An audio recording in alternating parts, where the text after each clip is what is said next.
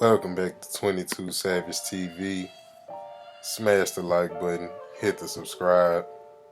I appreciate all your support. So this is going to be a review or a recap of week 9, and I'm also going to preview week 10. I'm going to go over some of the outcomes and some of the games that took place this past weekend. And I mean, as you can see here, man, it was a really interesting week to say the least.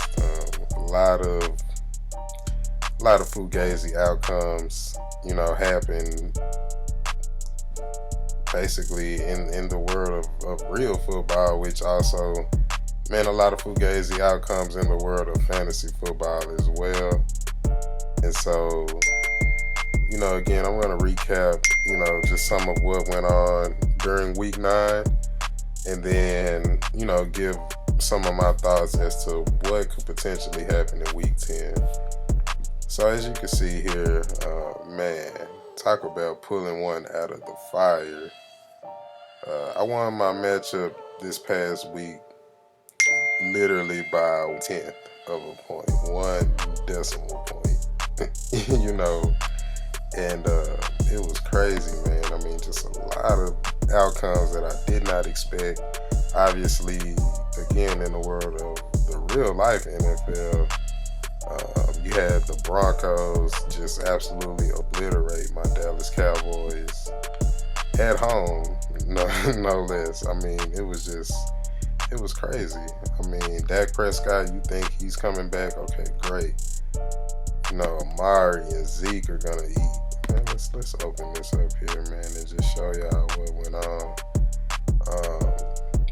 Obviously that didn't happen. Those guys didn't eat. But they weren't the only ones. I mean, you guys saw the score. It was quite horrendous, and yet somehow I was able to come out with the win yet again. It seems that my team is just impervious to some of this fugazi, fluky nonsense that just seems to be going on here. Again, in week 1, if you guys recall some of my previous videos, we were able to, get the win despite Aaron Rodgers having literally 1 fantasy point. I mean, something that's it's more than an abnormality. It's virtually statistically impossible for that to happen, and yet we were able to get the win. So as you can see here, I mean, my gosh, don't these look so identical? I mean, it literally was that close. So let's just come down here and look at some of these results, man. Look at this. Look at this, 4 L's right in a row, and just I bet the house on the Raiders, obviously, the Cowboys, obviously, because they are 2 of the better offenses in the NFL. I mean, that's why I have a lot of stock in those guys. Obviously, I have the Raiders kicker as well. Josh Jacobs, I mean, decent, output, 11.5 fantasy points. Obviously, he was projected to go for much higher than that, I believe 16 points or so, or actually 14.6. I wouldn't say much higher, but he still obviously came well short of the projection. Same thing with Zeke Elliott, man. He only got me 11 points against a Broncos team that just traded away Von Miller. Think about that. They just traded away the face of their franchise. Obviously a defensive captain, so you would think their defense was vulnerable, and yet, we weren't able to get anything going, even with the return of Dak Prescott. I thought that would really give Zeke a boost, because obviously, teams would now have to commit more to our passing game and, not really be able to zero in on Zeke. I thought Zeke would definitely get back to that stretch he had pretty much starting in week 2. But that wasn't the case. And then Jarvis Landry, I'm thinking, obviously, like most people, okay, Obviously, Odell Beckham is no longer in the picture. Jarvis has been getting healthy at the right time. Coming off a knee injury, he had a stint on IR. I picked him up. I'm touting him, as a major steal because he was in my waiver pool just sitting there. And, I got him without even having to bid a single, of my free agent budget on him. And then, subsequently, the Browns, parted ways with Odell. So I'm thinking, like, oh, man, that was a win, but obviously not. Like 2.6 points. Man, what? That's what happens when, because Jarvis is a dog. Don't get it twisted. But when you're in a run heavy offense like that, it's just, So things obviously didn't work out. It started bad with the Colts defense. I'm thinking, okay, they're going to shut down the Jets. But those Thursday games are always fluky, man. I always try to stay away from them if I can. And this was a week where I most definitely should have, because obviously the Colts are top 10 fantasy defense. Or they were, before the week started. And so, and they still are actually, even after getting literally 0 points, they're still a top 10 fantasy defense. But they just gave up a lot of like garbage yardage and points, there at the end to the Jets, which I probably should have anticipated, because again, it's a Thursday game. The Jets the week prior actually shocked pretty much everyone and beat Cincinnati, and so they had some momentum, and I should have foresaw, the Colts defense not really having the greatest outing against, this Jets offense that's now come to life. So, if you can find any Jets players, I would, take maybe a second look at them. Their offense wasn't much the first half of the season, but now, they maybe have found something. So it's just a little tidbit out there for you. If you're considering some guys, maybe his pickings are getting slim, look up some Jets, man. They may start to come on here. And so obviously I had a lot of points on my bench, even just with my defense. Arizona obviously was the defense I should have started there. Obviously top two. I think the only team in front of them is the Bills. So, definitely a great waiver pickup, right there. I should have started them. And then this guy, I mentioned him on my last waiver Wednesday video, man. Y'all go check that out. Freiermuth. Oh, man, look at him. This guy here, man, he may be, a revelation. Like, I got him, didn't spend a single waiver dollar on him.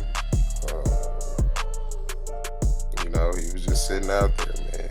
Like, I'm always on top of it.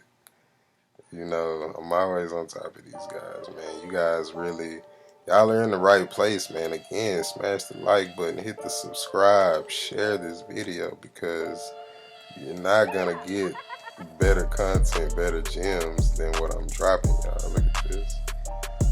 After the big game he had against Cleveland, I just kind of saw it coming. I listened to a lot of what, people are saying. People who are close to certain organizations, they were really hyped about this guy, So,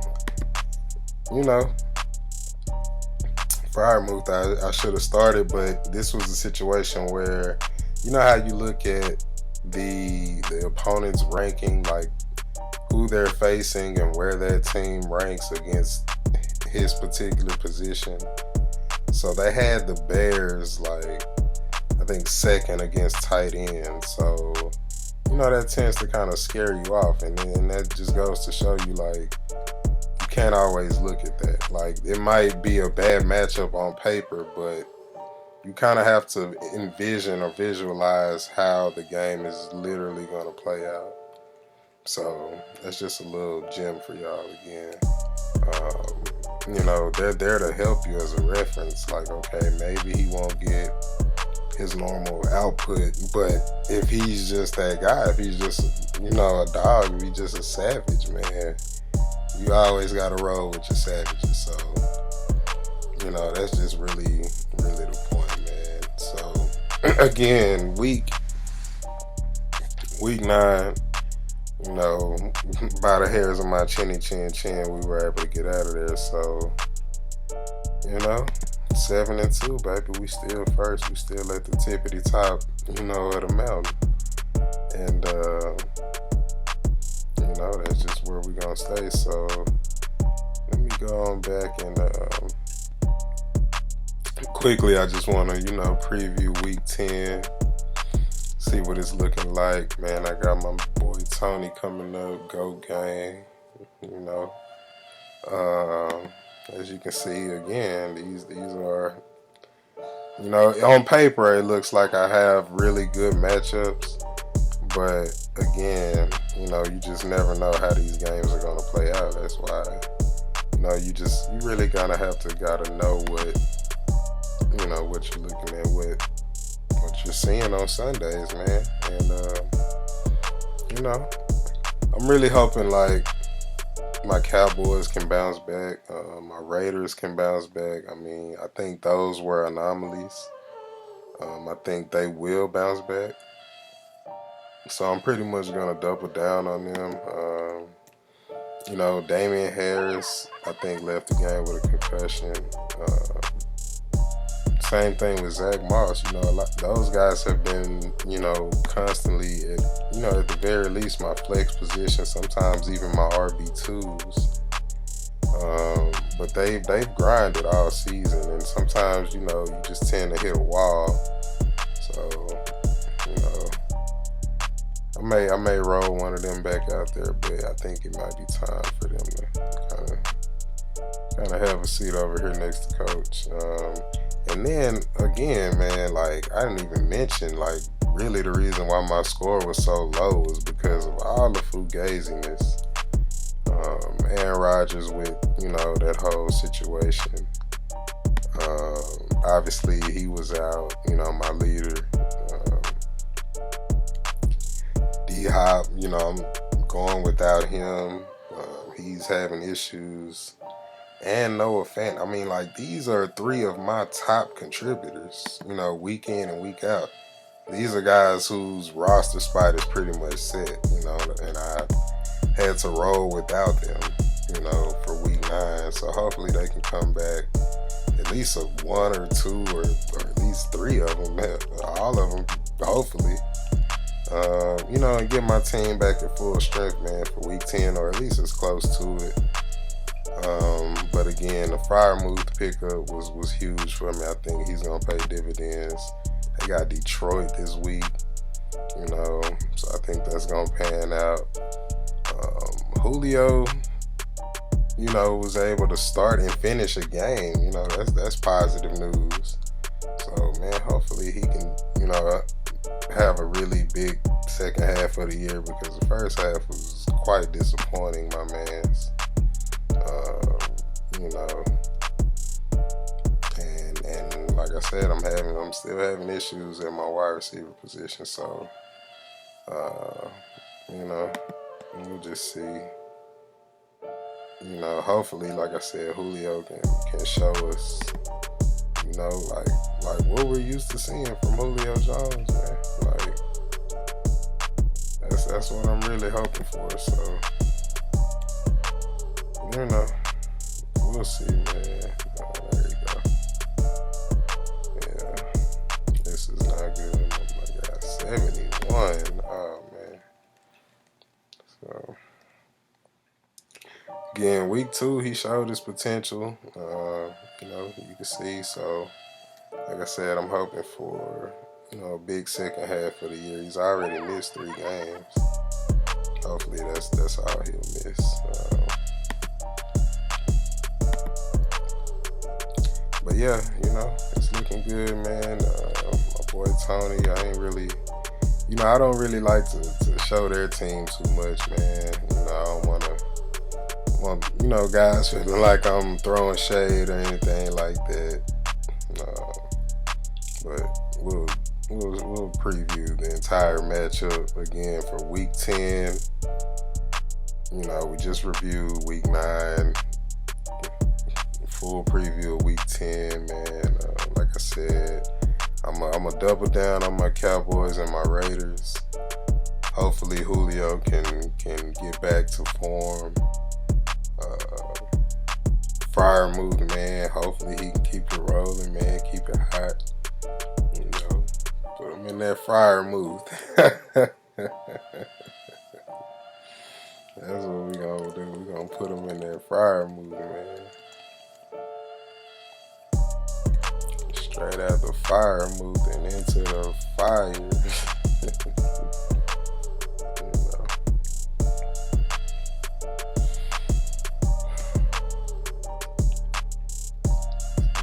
On the low, man. So, I guess we'll just end it there, man. Again, y'all smash the like button, hit the subscribe. I appreciate all your support.